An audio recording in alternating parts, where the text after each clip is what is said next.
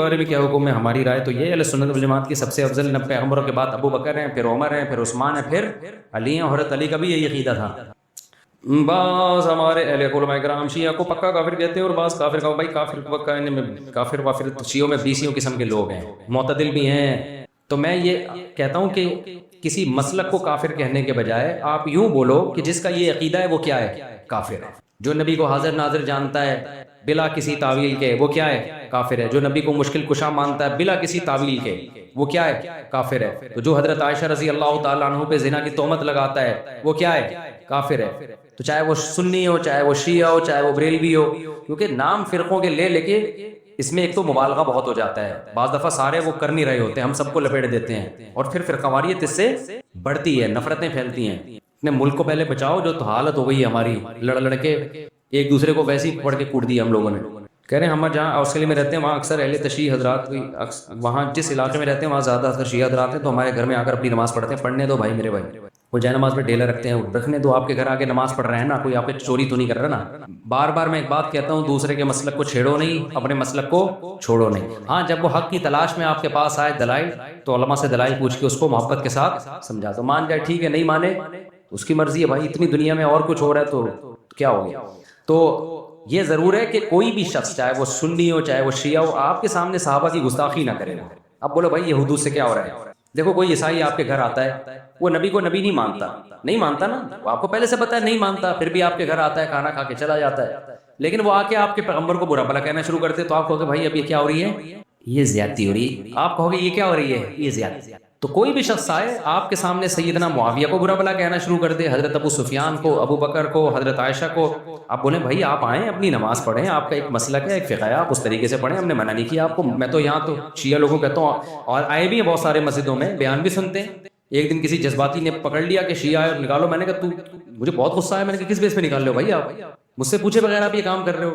تو یہ بدتمیز ہر جگہ پر ہوتے ہیں۔ میں نے کہا آئیں بیٹھے بھائی، تو مجھ سے ملتے ہیں بہت سارے شیعہ لوگ بھی، میں کہیں جاتا ہوں نا اور بتا رہے ہوتے ہیں میں شیعہ ہوں لیکن آپ کو سنتا ہوں، تو ہمیں عادت نہیں ہے اس کو جا کے چھیڑنا شروع کر دیں، پنگ کرنا شروع کر دیں۔ میں کچھ بھی نہیں کہتا، ملک ہمارا ابھی لڑائی کا متحمل نہیں۔ جو سیکھنا چاہے بات کرنا چاہے تو آپ محبت عزت کے ساتھ بات کر لیں، اس سے آگے آپ اپنی حدود کو کراس نہ کریں۔ لوگ کہتے ہیں مولوی ٹھیکیدار بنے ہوئے دار اسلام سے خارج کرنے کا، مولوی ٹھیکیدار نہیں بنے ہوئے، جو بیچارہ ہو جاتا ہے مولوی اس کے بارے میں رپورٹ پیش کر دیتے ہیں کہ یہ کیا ہو گیا ہے، ہو گیا ہے۔ اچھا بعض لوگ یہاں کہتے ہیں ہم کون ہوتے ہیں کسی کو کافر کہنے والے؟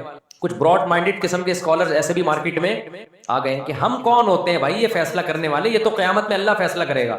اللہ قیامت میں بھی کرے گا، اللہ نے دنیا میں بھی فیصلہ کر دیا ہے، اللہ نے دنیا میں بھی بتا دیا ہے، قرآن و سنت میں واضح تعلیمات ہے کہ کون مسلم ہے اور کون کافر ہے۔ لہذا یہ فیصلہ کہ ہم کون ہوتے ہیں، ہم واقعی نہیں ہوتے، لیکن اللہ تو ہوتا ہے نا یہ فیصلہ کرنے والا، تو جو اللہ نے فیصلہ کیا وہ ہم پبلک کو بتا دیتے ہیں کہ یہ دلیل ہے اور یہ اللہ کا فیصلہ ہے۔ ہاں دلیل غلط تو پھر آپ کہیں کہ یار دلیل صحیح نہیں دے رہے آپ، تو یہ بالکل غلط ہے۔ ہم واقعی کسی کو کافر کہنے والے نہیں ہوتے، لیکن اللہ تو ہوتا ہے نا، تو اللہ رسول نے جس کو کافر کہا ہو ہم اس کو کافر بتا دیتے ہیں، بناتے۔ ہمارے یہاں کوئی فیکٹری نہیں ہے کافر بنانے کی، کوشش ہماری یہی ہوتی ہے کہ مسلمان بنائیں، ہم جو ہو جاتا ہے اس کو بتاتے ہیں بھائی اس کے اسلام سے تعلق نہیں۔ جب بعض لوگ کیا کرتے ہیں کہ براڈ مائنڈڈ اتنے بنتے ہیں کہ کسی کو کافر نہ کہو، کسی کو غیر مسلم نہ کہو، ٹھیک ہے کافر کا لفظ ذرا سخت ہے تو آپ غیر مسلم کہتے ہیں، جب غیر مسلم کو بھی آپ کافر کہتے ہیں نا تو اس کو چڑ ہوتی ہے اس سے، تو کسی کو ہمیں طنز کرنا تو شریعت میں پسندیدہ نہیں ہے نا، تو اس کے لیے آپ اس کو کافر نہ کہیں، غیر مسلم کہہ دیں، یہ ہلکا لفظ ہے۔ اس پہ وہ تو خود مانتا ہے کہ میں مسلم تھوڑی ہوں۔ یہ ایک الگ بات ہے کہ ہم کافر کو کافر کے بجائے ہم کیا کہیں گے، ایک ادب تمیز کا لفظ استعمال کریں گے، بھائی یہ غیر مسلم ہے، جیسے قرآن نے بھی اہل کتاب کو اہل کتاب کہا، ایک رسپیکٹ دی نا ان کو، لیکن یہ تو نہیں کہا کہ یہ مسلم ہے، یہ تو نہیں کہا نا، اتنی رسپیکٹ تھوڑی دینی کہ ہم افورڈ ہی نہ کر سکیں۔ بھائی آپ پیار سے کسی کو بیٹا کہہ دو، اس نے کہا نادرا میں بھی میرا نام ڈال دو، آپ نے کہا بھائی اتنی رسپیکٹ دوں گا جو میں افورڈ، ہاں اتنی نہیں ہوتی کہ آپ کو سگے بچوں میں اور محلے کے بچوں میں فرق ہی ختم ہو جائے، ایسا تو اپنے بچوں کے ساتھ تو ہی نہیں۔ تو اللہ نے اسلام کا ایک دائرہ رکھا ہے، اگر آپ ہر شخص کو اس اسلام کے دائرے میں لے آؤ گے تو مسلم غیر مسلم کی جو باؤنڈری ہے وہ کیا ہو جائے گی، ختم، اور اللہ یہ باؤنڈری کو قائم رکھا ہے، قیامت تک رہے گی۔ یہ فرق ہے اللہ کے ہاں، اس میں اس کے شرعی احکام ہیں، تو غیر مسلم کا ذبیحہ حلال نہیں ہے سوائے یہودی عیسائی کے، غیر مسلم سے نکاح جائز نہیں ہے سوائے یہودی عیسائی کے، اور غیر مسلم کے پیچھے نماز جائز نہیں ہے، وہ تو یہودی عیسائی ہو اس کے پیچھے بھی جائز نہیں ہے۔ سمجھتے ہو کہ نہیں سمجھتے؟ تو یہودی عیسائی ایسے غیر مسلم ہیں کہ ان کو اللہ نے 2 پروٹوکول دے دیے کہ ان کی عورت سے نکاح کر سکتے ہیں، ان کے مرد سے نہیں ہو سکتا، نمبر 2 وہ جب جانور ذبح کریں گے تو وہ حلال ہے ہمارے لیے. یہ صرف عیسائی اور یہودی کو پروٹوکول دیا. مسلمانوں میں کوئی مشرک ہو جائے اس کو یہ پروٹوکول نہیں دیا, اس کی کوئی دلیل نہیں, کیونکہ وہ بڑا مجرم ہے نا, توحید میں پیدا ہو کے شرک کر رہا ہے. ارے عیسائی تو پیدا عیسائی گھرانے میں ہوا نا, اس کا جرم ہلکا ہے. مسلمان پیدا توحید میں ہوا, ہمیشہ ایاک نعبد و ایاک نستعین پڑھتا ہے اور جاتا پھر مزاروں پہ سجدے کرتا ہے, تو یہ بڑا مجرم ہے. اس کا ذبیحہ حلال نہیں ہے, ایسی عورت سے نکاح جائز نہیں ہے. سمجھتے ہو, کیونکہ یہ ارتداد کے حکم میں ہے, مرتد کے حکم میں. اب کیا مسئلہ ہے کہ یہ جو اسلام کے دائرے میں لوگوں نے کہا ہے کہ بھائی ہم نے جوڑ پیدا کرنے کے لیے اب ہر ایک کو ہم مسلم ہی سمجھیں گے یا سب کے پیچھے نماز جائز ہے, یہ بھی غلط ہے. بعض لوگ یہ کہتے ہیں نماز ہم تو بھائی ہر ایک کے پیچھے پڑھ لیتے ہیں, ہمیں اس سے کوئی غرض نہیں, ہم براڈ مائنڈیڈ لوگ ہیں. تو براڈ مائنڈیڈ بننے کی بھی ہمیں اتنی اجازت ہے جتنی شریعت نے اجازت بولو دی. نہ اتنے کڑوے بنو کہ لوگ تھوکنا شروع کر دیں, نہ اتنے میٹھے بنو کہ لوگ نگلنا شروع کر دیں. ہمارے ابا کا ملفوظ ہے یہ. وہ ہوا یہ تھا کہ ایک انٹی آ کے نا ہمارے گھر میں بیٹھی رہتی تھی 24 گھنٹے, ہماری والدہ کی دوست بن گئی تھی وہ. اب میری والدہ کی طبیعت میں سخاوت تھی, کھلاتی پلاتی بہت تھی, قرضے لے لے کے کھلاتی تھی. جب انتقال ہوا تو ٹھیک ٹھاک قرضہ والدہ پہ چڑھا ہوا تھا, تو ان کی عادت تھی بس قرضے لے لے کے کھلاتے رہو. جو پیسے مانگنے یار ان کو پیسے دے دیتی تھی. خرچہ کس کا ہو رہا تھا؟ ابا کا. ابا کو ڈر گیا یار, اپنے خرچے بھی چلو سخاوت اچھی ہوتی ہے. والدہ کے پاس اپنا خرچہ بھی ہوتا تھا, اس میں بھی کرتی تھی. تو اب کیا ہوتا تھا, ایک انٹی آگے ہمارے گھر میں بیٹھ گئی, وہ جا ہی نہیں رہی, ان کے مزے لگ گئے کہ یار فری پکڑ کا کھانا بھی آ رہا ہے, فری پکڑ کا. تو ہماری والدہ بھی پھر بڑی گپ شپ والی تھی, تو ابا نے 2-3 دن تو برداشت کیا. اس کے بعد ہمارے ابا ہماری والدہ کو لے کے بیٹھے, بولا بھائی آنٹی کیا لگتی ہے آپ کی, 2-3 دن سے میں دیکھ رہا ہوں جب بھی گھر میں آؤ یہ بیٹھی ہوتی ہے, تو ان کو بولو پتلی گلی سے نکلو بھائی, اپنے گھر جاؤ, یہ کوئی گھر بار نہیں ہے کیا؟ والدہ نے کہا اصل میں دیکھوں میں ان کو اب کیسے بولوں کہ آپ چلی جائیں, اب یہ آ جاتی ہے بیچاری, میں کیسے منع کروں. اس وقت میرے والد صاحب نے کہا بھائی وہ ہمیں نصیحت یاد رہ گئی, نہ اتنے میٹھے بنو کہ لوگ کھانا شروع کر دیں. آپ کے اخلاق اتنے اچھے ہو گئے, سارے محلے والے آپ کے گھر میں آ کے بیٹھ گئے کہ مفتی صاحب تو کبھی نو کرتے ہی نہیں ہے نا, بھگاتے ہی نہیں ہے. اور نہ اتنے کڑوے بنو کہ لوگ آپ سے نفرت کرنا شروع کر دیں. کیا آپ نے مسافہ کرنا بھی چھوڑ دیا, دور سے جا رہا ہے تو آپ گالیاں دینا شروع کر دیا, آپ نے دفعہ ہو یہاں سے تاکہ آئی نہیں قریب آپ کے. تو یہ میرے والد صاحب کے بڑے, اور والد صاحب تھے بھی پریکٹیکلی ایسے ہی تھے وہ, یعنی وہ عملی زندگی میں بھی اسی طرح ہی تھے. نہ اتنے میٹھے بنے کہ لوگوں نے کھانا شروع کر دیا, نہ اتنے کڑوے بنے کہ لوگ بھاگنا شروع ہو گئے کہ نفرت کرنا شروع کر دی. تو یہاں بھی مذہب کے معاملے میں بھی ایسا ہے بھائی کہ ہم غیر مسلم کے معاملے میں نہ اتنے میٹھے بنیں گے کہ غیر مسلم کو بھی مسلم کہنا شروع کر دیں ہم. اور ہم کہیں جو شخص بھی اسلام کی طرف نسبت کر دے, کوئی ختم نبوت کا انکار کرے, ہم براڈ مائنڈیڈ بنے. کوئی بات نہیں یار, انکار ہی کیا ہے نا, اللہ خود پوچھ لے گا, یہ ہمارا مسلم بھائی ہے. کوئی کہے کہ نبی صلی اللہ علیہ وسلم عالم الغیب ہیں, مختار کل ہیں, مشکل کشا ہیں, کہ نہیں یار ہم کسی کو کافر نہیں کہہ سکتے, ہم سب کے پیچھے نماز پڑھ لیں گے. اس کا مطلب آپ اتنے میٹھے بن گئے ہو کہ اب لوگ آپ کو کھانا, اور آپ کو نہیں کھائیں گے, اسلام کو کھانا شروع کر دیں گے. توحید اور غیر توحید میں فرق کیا ہو جائے گا؟ ختم. جب سب کے پیچھے نماز ہوگی تو کل پھر اتنے براڈ مائنڈیڈ بنیں گے کہ ہندو بھی مسجد بنا کے کھڑا ہو جائے گا. ہندو کے پیچھے بھی ہو رہی ہے, پھر تو عیسائی کے پیچھے بھی ہو رہی ہے, پھر تو یہودی کے پیچھے بھی ہو رہی ہے, پھر تھوڑے دنوں میں مسجد اور مندر کے نام چینج ہو جائیں گے. مسجد کو لوگ پیار سے مندر کہیں گے, مندر کو لوگ پیار سے کیا کہیں گے؟ مسجد کہیں گے. یار ان چیزوں میں کچھ نہیں رکھا. جب علماء کہیں گے نا, کہتے نہیں براڈ مائنڈیڈ بنو. تو یہ براڈ مائنڈیڈ دیکھو, انگریز جو براڈ مائنڈیڈ آج بنا ہوا نا, ابا لیس ہو گیا, یہ براڈ مائنڈیڈ ہونے کی وجہ سے. وہ نا تو اتنی جلدی نہیں ہوا ہے. شروع میں انہوں نے کیا کہا, پردے کو ختم کیا اپنی سوسائٹی سے, پھر انہوں نے نکاح کے نظام کو ختم کیا, girl friend boy friend system آیا, پھر ہوتے ہوتے ابا مارکیٹ سے آہستہ آہستہ شارٹ ہو گئے. پھر اتنے براڈ مائنڈیڈ بنے کہ لڑکی لڑکے کا فرق ختم, ہومو سیکچولیٹی کو, ایل جی بی ٹی کے بعد کیو آیا, پھر کیو کے بعد بھی اتنی چیزیں آ گئی ہیں نا, پوری حروف تہجی انگلش کی ختم ہو جائے گی. ایل جی بی ٹی کا مطلب لیسبین, اور یہ گائے ہے, اور یہ فلانا ہے تو ڈمکانا ہے. تو اتنی قسم کی فیلنگز مارکیٹ میں آ گئی, ہر فیلنگ کو انہوں نے ایک الگ الفابیٹ کا نام دے دیا. تو زیڈ تک پہنچ جائیں گے, یہ سمجھ رہے ہو کہ نہیں سمجھ رہے؟ تو یہ براڈ مائنڈیڈ. تو مذہب کی بھی ایک میرے بھائی باؤنڈری ہے, اس سے آگے جانے نہ, اس میں اتنے کڑوے بنے کہ ذرا ذرا سی باتوں پہ آپ لوگوں کو کافر کہنا شروع کر دیں. جیسے ایک مولوی صاحب تقریر کر رہے تھے کہ جو ٹی وی دیکھتا ہے وہ دائرہ اسلام سے خارج ہے. یہ تقریر سچی مچی کی بتا رہا ہوں, پرانی بات ہے.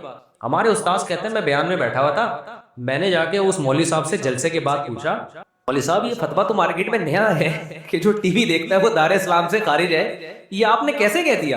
تو مولوی صاحب کہتے ہیں میں نے احتیاطاً کفر کا فتویٰ لگایا اس کے اوپر, میں نے احتیاطاً کفر کا فتویٰ لگایا تاکہ لوگ ٹی وی سے بچیں. تو احتیاطاً تو کفر کے فتوے سے بچا جاتا ہے, لگایا تھوڑی جاتا ہے. سمجھ میں نہیں آ رہی بات؟ ایک آدمی کی باتوں سے آپ کو ایسا لگتا ہے کہ یہ مشرک ہے, لیکن اس کی تعویل ہو سکتی ہے، بھائی ہو سکتا ہے اس کا یہ مطلب ہو سکتا ہے اس کا یہ مطلب ہو. تو اسلام کہتا ہے اچھے مطلب کو ترجیح دو آپ.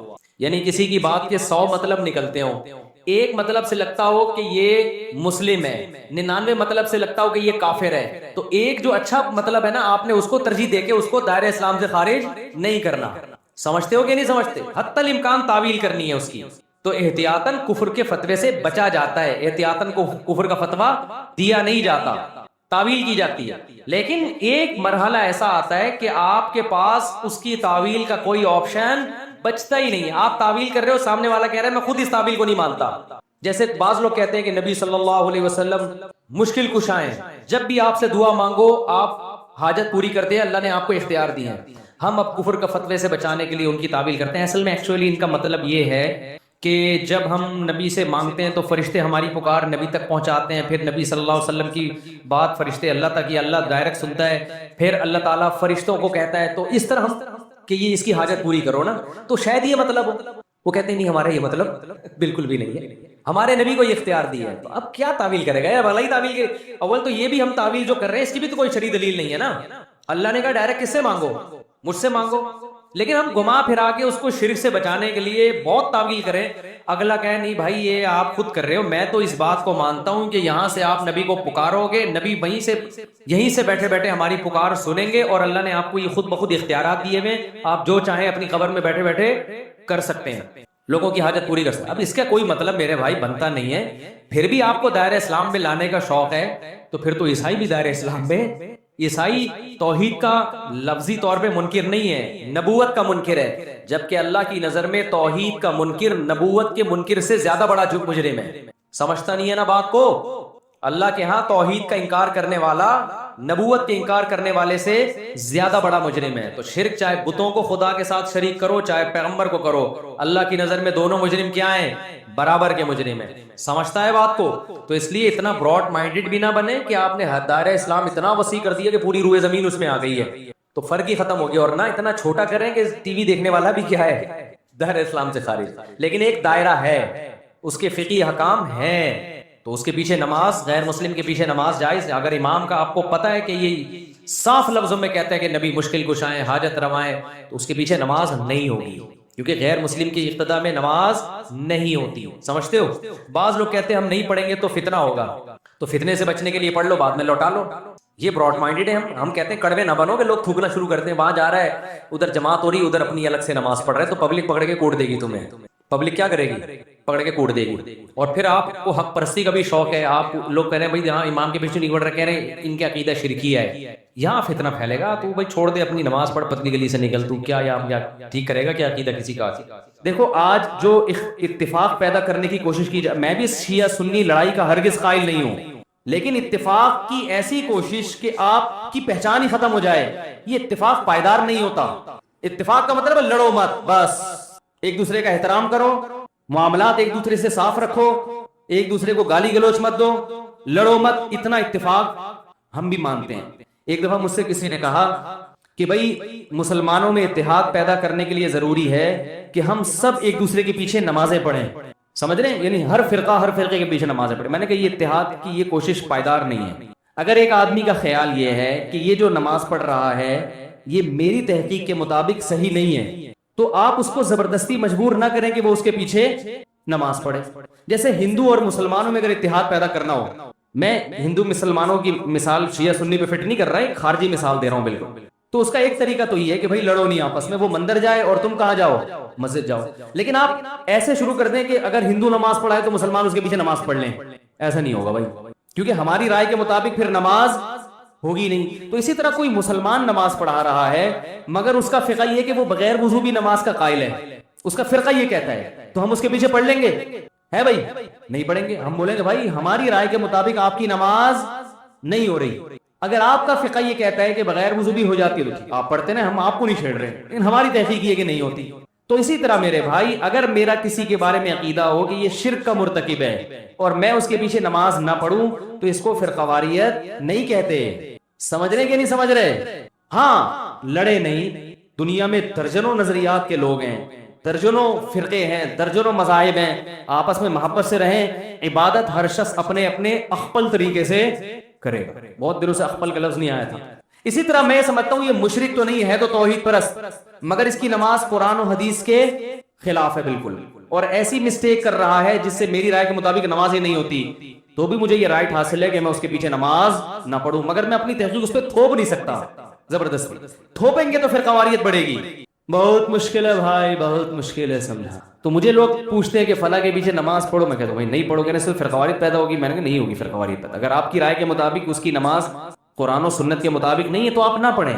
شیعہ سنی ہمیشہ سے آئے ہیں اور ایک دوسرے کے پیچھے نمازیں بعض نے پڑھی بھی ہیں بعض نے نہیں بھی پڑھی ہیں، اور یہ بھی حدیث سے ہمیں ملتا ہے. دیکھو بنو قریظہ میں رسول اللہ صلی اللہ علیہ وسلم نے صحابہ کی جماعت کو بھیجا اور کہا کہ عصر کی نماز کا وقت جب تک عصر وہاں پہنچ کے پڑھنا ہے. مشہور حدیث ہے. راستے میں نماز قضا ہونے لگی.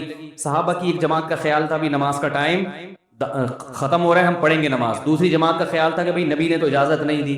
انہوں نے کہا بھئی اس لیے نہیں دی کہ نبی کو تھوڑی معلوم تھا کہ نماز قضا ہو جائے گی. ایک فریق نے نماز پڑھی اور ایک نے نماز نہیں پڑھی. اب آپ یہ تو نہیں کہہ سکتے جنہوں نے نہیں پڑھی انہوں نے ان کے پیچھے کیوں نہیں پڑھی. کیا وہ ان کو کافر سمجھتے تھے؟ بھائی مسلمان سمجھتے تھے، لیکن ان کا خیال یہ تھا کہ حدیث کا جو مطلب ہم بیان کر رہے ہیں وہ ٹھیک ہے، یہ جو مفہوم پیش کر رہے ہیں وہ ٹھیک نہیں ہے. نبی نے جب منع کر دیا تو یہ غلط کر رہے ہیں نماز پڑھ کے، لہٰذا انہوں نے نہیں پڑھی نماز. اور جب انہوں نے مقام پہ عصر کی پڑھی تو یقیناً انہوں نے یہ چونکہ پڑھ چکے ہیں یہ تھوڑی پڑھیں گے ان کے پیچھے عصر کی نماز، ان کی تو ہو گئی ہے. تو دونوں فریقوں نے ایک دوسرے کے پیچھے نماز نہیں پڑھی، مگر اس کے باوجود نبی نے دونوں کو ملامت نہیں کی، کیونکہ ایک کا کانسیپٹ یہ تھا کہ بھئی یہ حدیث کے مطابق پڑھنا واجب ہے، ایک کا کانسیپٹ یہ تھا کہ حدیث کے مطابق چھوڑنا واجب ہے. نہیں پڑھی، اپنی اپنی رائے پر عمل کیا. نبی کے پاس پہنچے، نبی نے کسی کو ملامت نہیں کی. نہ تو نبی نے یہ کہا یہ جنت میں یہ جہنم میں، یہ بھی نہیں کہا، کیونکہ دونوں کا مقصد اللہ اس کے رسول کو فالو کرنا تھا. اور نہ نبی نے یہ کہا کہ تم نے ان کے پیچھے نماز نہیں پڑھی تو کیا تم ان کو کافر سمجھتے ہو ہیں؟ کیا وہ انسان نہیں ہے؟ کچھ بھی نہیں کہا. تو عین ممکن ہے کہ میری رائے کے مطابق کسی کے پیچھے نماز نہ ہو رہی ہو تو میں نہیں پڑھوں گا اس کے پیچھے نماز. آپ مجھے گن پوائنٹ پہ مجبور نہیں کر سکتے، اور اس کی نماز میرے پیچھے اس کی رائے کے مطابق نہیں ہو رہی تو نہ پڑھے، کچھ کوئی حرج نہیں ہے اس میں. ہاں بلا وجہ کفر کے فتوے لگا کے ایک دوسرے کے پیچھے نمازیں چھوڑ دینا یہ غلط ہے. نہیں آ رہی بات سمجھ؟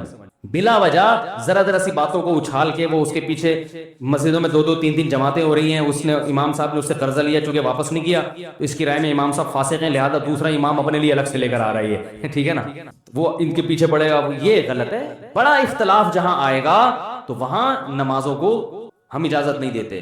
تو شیعہ اور سنی کا اختلاف چھوٹا نہیں ہے بلکہ بولو بھائی بڑا اختلاف. ہم تمام صحابہ کو حجت سمجھتے ہیں، وہ حضرات اہل بیت کو زیادہ فوکس کرتے ہیں.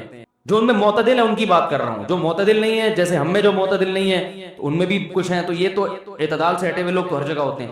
وہ جو ہے ان کی نماز کا طریقہ ہم سے بالکل ڈیفرنٹ ہے. سمجھ رہے کہ نہیں سمجھ رہے؟ ابھی میں اس ڈیٹیل میں نہیں جاؤں گا، وہ آپ انہی کے علماء سے جا کے پوچھ لیں کہ بھئی آپ کے یہاں کیا کیا. ہمارے مجھے اس سے بھی بحث نہیں ہے کہ وہ کیا کر رہے ہیں ہم کیا کر رہے ہیں. میں لڑنے کا قطن قائل نہیں ہوں. یہاں آتے ہیں شیعہ لوگ بھی آتے ہیں، مجھ سے ملتے ہیں، میں تمیز سے ملتا ہوں، چائے پلاتا ہوں، سر پہ ہاتھ بھی رکھ لیتا ہوں. بہت اچھا. شیعہ علماء سے بھی سلام دعا ہے ہماری، بیٹھتے ہیں بات کرتے ہیں. بھائی السلام علیکم. وعلیکم السلام. منڈی والان خالے دیغت میں خونہ دی کڑے دے چائے پییں. وعلیکم لکم دینکم ولی دین. بھائی آپ جائیں امام بارگاہ میں نماز پڑھے، وہاں اپنی مسجد میں نماز پڑھے، ہم جا رہے ہیں اپنا جمعہ پڑھانے. ٹھیک ہے، تو یہ ہمیشہ سے ہوتا آ رہا ہے. فرقواریت پھیلتی ہے جب آپ ایک دوسرے کے خلاف غلط زبان. شیعہ صحابہ کو کھلے عام گالیاں دے گا، کوئی دے گا تو فرقواریت پیدا بولو نا بھائی ہوگی. پھر سنیوں کے جذبات بڑھیں گے، پھر مار کٹائی دنگا مستی یہ سب ہوگا. تو فرقواریت پہ کنٹرول کرنے کے لیے شیعہ علماء کی ذمہ داری ہے کہ وہ اپنی عوام کو ان صحابہ کو برا بھلا بولنے سے منع کریں جن سے محبت ہمارے ایمان کا جز ہے، جن کے لیے کٹنا مرنا ہم اپنے ایمان کا حصہ سمجھتے ہیں. اور اسی طرح میرے بھائی یہاں سے اگر ان کے کسی ایسے شخص پہ الزام لگائے جو اس الزام سے بری ہے، بعض الزامات ایسے شیعوں کی ایسی جماعت پہ لگا دیے جاتے ہیں جو اس سے بری ہوتے ہیں، سبھی کو ایک لاٹھی سے ہانکنا شروع کر دیا جائے. میں نے بھی شیعوں کا مطالعہ کیا ہے اور کچھ شیعہ لوگوں سے جب میں ملا ہوں تو مجھے ایک چیز کا اندازہ ہوا کہ سب شیعہ کے وہ نظریات نہیں ہوتے جو ہم پہلے سمجھا کرتے تھے. سارے ایک جیسے نہیں ہوتے. ان میں بعض حضرات ایسے ہیں جو صحابہ کرام کو مانتے ہیں، امی عائشہ کو جنتی مانتے ہیں، ان کو زانی معاذ اللہ قرار نہیں دیتے. الحمد سے لے کے والناس تک والے قرآن ہی کو قرآن مانتے ہیں. ان میں کچھ لوگ ایسے ہیں، یہ مشاہدے پر مبنی حقیقت ہے. بعض لوگ کہتے ہیں اس کو کیا پتا، مشاہدے سے بڑی کوئی دلیل نہیں ہوتی. ٹھیک ہے نا. بعض لوگ کہتے ہیں توریہ کر رہا ہے، بھائی ہم ظاہر کے مکلف ہیں.